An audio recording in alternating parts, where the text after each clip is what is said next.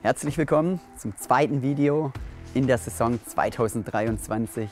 Wie ihr seht, der Schnee ist weg, das Wetter ist immer noch beschissen, aber heute bekommt ihr ein paar Tipps, ob ihr überhaupt schon mähen könnt, düngen könnt, ob ihr loslegen könnt oder ob ihr noch drin bleiben sollt und Netflix schauen.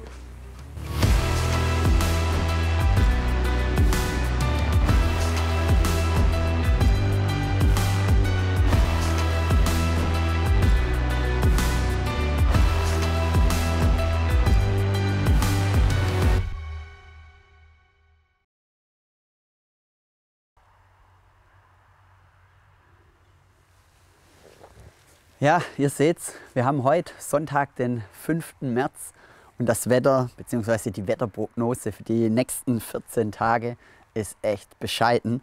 Wir haben extrem kühle Temperaturen, es wird nass, es wird nicht wirklich sonnig. Und da erreichen uns immer viele Fragen, ob sie eigentlich schon loslegen können. Kann man schon düngen? Kann man schon mähen? Was ist, wenn? Und darauf gehen wir in diesem Video kurz drauf ein. Ich würde aber euch einfach mal kurz meinen Rasen zeigen. Wir wollten ja im letzten Video schon den Rasen zeigen. Da hat es dann über Nacht geschneit. Deswegen würde ich einfach sagen, kommt mal mit. Wir schauen uns jetzt erstmal die Flächen an. Vom Loopy Green zum normalen. Das habe ich euch ja auch schon versprochen, nachzudrehen. Und die Flächen sind wie gesagt gleich. Man sieht keinen Unterschied. Ja, ansonsten mein Rasen ist eigentlich sehr gut über den Winter gekommen. Das passt soweit. Wie gesagt, temperaturmäßig ist echt mega frisch und der Rasen wächst natürlich noch nicht. Deswegen ist er auch hier und da noch relativ viel gelb drin, gelblich. Aber viel entscheidender ist doch auch hier, die Schaukel können wir gleich hoch machen. Da werde ich auch immer wieder gefragt, warum denn meine Schaukel immer oben ist. Ja, das hat mehrere Gründe, damit Licht hinkommt. Also zum einen mal, das ist eigentlich der Hauptgrund, vor allem bei den Temperaturen in dem Wetter, wenn kaum Sonne scheint, kann ich euch echt nur den Tipp geben, schaut, dass alles Mögliche vom Rasen runterkommt, dass hier einfach der Rasen Licht bekommt, auch hier Licht bekommt. Und jetzt kommt mal her, jetzt dürft ihr mal sehen, wie mein Schaukelbereich aussieht. Vor allem jetzt über den Winter, auch hier hat die Supina extrem zu kämpfen. Man sieht wirklich, und das bei meinem Rasen, man sieht die Erde durch. Ja, er sieht nicht besonders toll aus. Doch warum? Ja, sage ich einfach mal so. Warum? Es ist relativ einfach. Wir haben aktuell, wie gesagt, März und der Rasen kann im Februar, Januar, Februar und auch jetzt Anfang März, der Rasen, der kann nicht wirklich regenerieren. Es fehlt die Temperatur, es fehlt ganz klar die Sonne. Wenn sie mal da ist, dann tut es ihm natürlich gut. Aber der Rasen, der kann nicht wirklich regenerieren, er kann die Schäden nicht ausgleichen. Und in den Bereichen, wo er dann einfach zu sehr belastet wird, durch die Kinder, durch meine Kinder, durch die Nachbarskinder, auch in diesem Bereich sieht man es wieder ganz gut. Oder auch hier im Rutschenbereich, da sieht man es auch ganz gut. Da ist einfach die Belastung zu hoch und dadurch fallen Gräser aus. Und das ist eigentlich meiner Meinung nach die schlimmste Zeit für einen Rasen, egal welche Grasart. Da hat aber die Supina einen ganz klaren Vorteil, weil die Supina viel früher startet als normale Gräser. Wir sagen ja immer, dass die Supina so ab 120 Grad Temperatursumme, Bodentemperatur 6 bis 8 Grad, schon relativ gut die Nährstoffe wieder aufnehmen kann und auch relativ gut anfängt, wieder in Wachstum zu gehen. Sie wird wieder etwas grüner und leider auch die Januar und leider auch die Trivialis. Aber andere Gräser, die fangen erst später an, bei ca. 10 Grad Bodentemperatur und bei ca. 150 Grad Temperatursumme. Ja, und deswegen ist auch von uns auch immer wieder die Aussage, wenn wir gefragt werden, kann ich schon mähen und kann ich schon düngen, dann kommt immer wieder mal eine unterschiedliche Aussage. Ja, eine pauschale Aussage, ob man mähen kann oder schon düngen kann, kann man so natürlich nicht treffen. Auch ich, ihr habt das Wetter gesehen, wir haben jetzt aktuell wirklich nur 2-3 Grad und das Wetter wird die nächsten 2 Wochen auch relativ schlecht. Wir bekommen Nachtfrost und ich würde jetzt aktuell, jetzt Stand heute, würde ich nicht mähen. Obwohl der Rasen vielleicht mal hier, mal da etwas überlang ist für die normale Länge, würde ich nicht mähen. Aber ich habe schon vor circa 2 Wochen mal einen ganz leichten Schnitt gemacht. Doch jetzt ist die Frage, warum habe ich gemäht und warum sage ich jetzt, ich kann nicht mehr mähen? Ganz einfach. Wenn das Wetter die nächsten Tage keine Nachtfröste kommt und die nächsten Tage relativ sonnig ist, dann kann man schon mähen, aber bitte nur die Spitzen abschneiden. Weil durch das Mähen wird das Gras dann sehr stark verletzt, es wird gereizt und es muss sich natürlich wieder regenerieren können. Wenn jetzt keine Sonne da ist und es kommt Nachtfrost, dann wird das Gras extrem belastet, beziehungsweise das Gras wird extrem gestresst und dadurch können auch wieder Gräser ausfallen. Aus dem Grund müsst ihr immer darauf achten, wie wird das Wetter in den nächsten 3 bis 5 Tagen, vielleicht auch 7 Tagen, einfach mal reinschauen und dann selbst entscheiden, ja oder nein. Thema Düngung. Was passiert, wenn ihr zu früh düngt? Im schlimmsten Fall belastet es euren Geldbeutel und die Natur.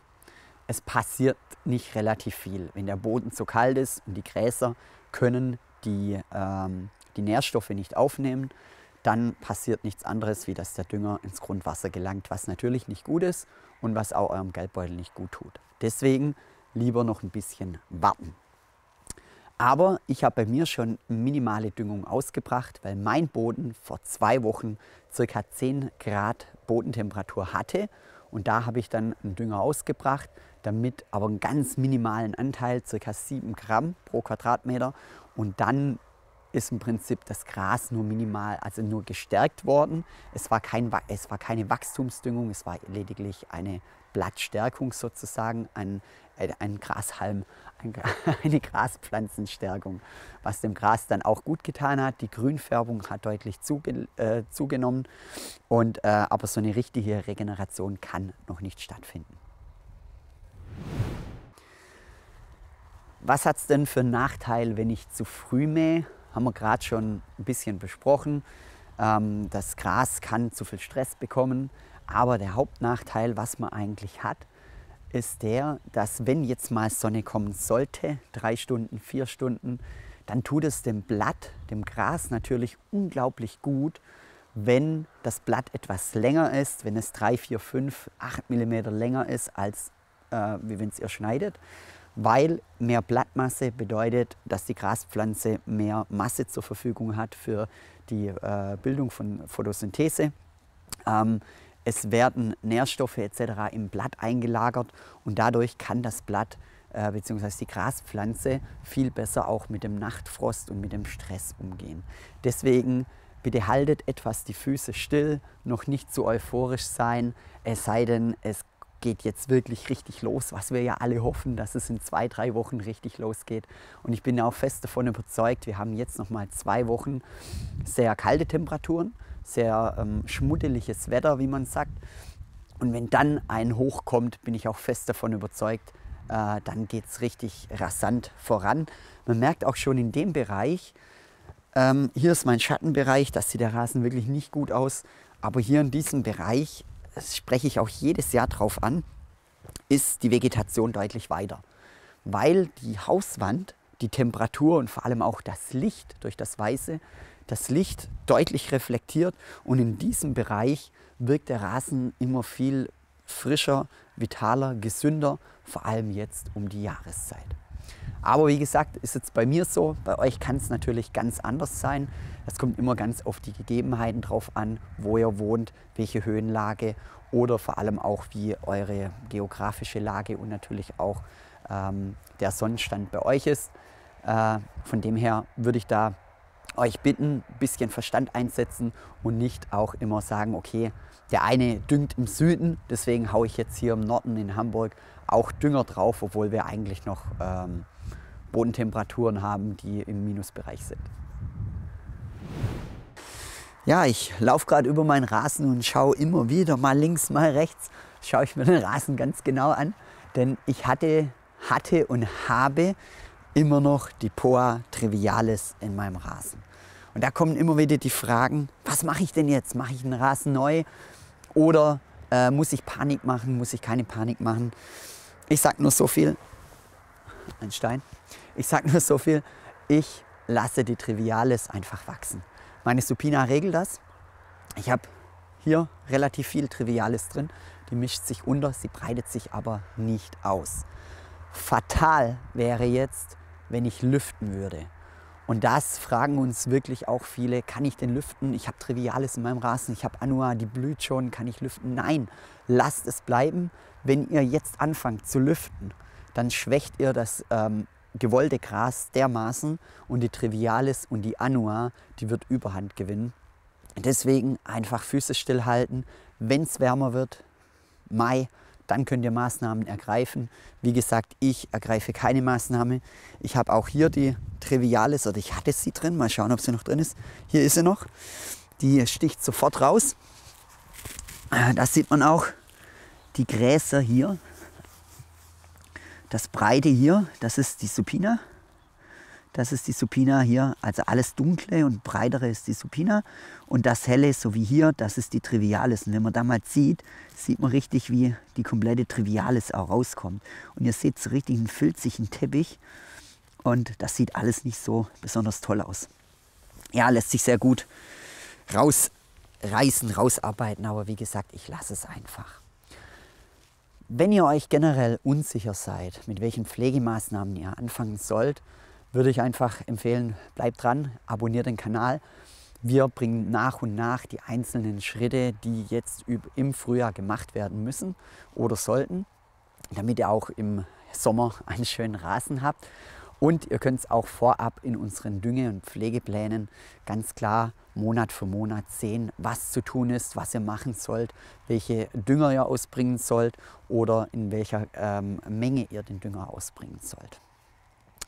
Ja, ansonsten dürft ihr uns auch sehr gerne schreiben, in die Kommentare schreiben. Wir würden uns sehr freuen und beantworten diese natürlich sehr gerne. Von daher sage ich einfach, ciao, bis zum nächsten Mal.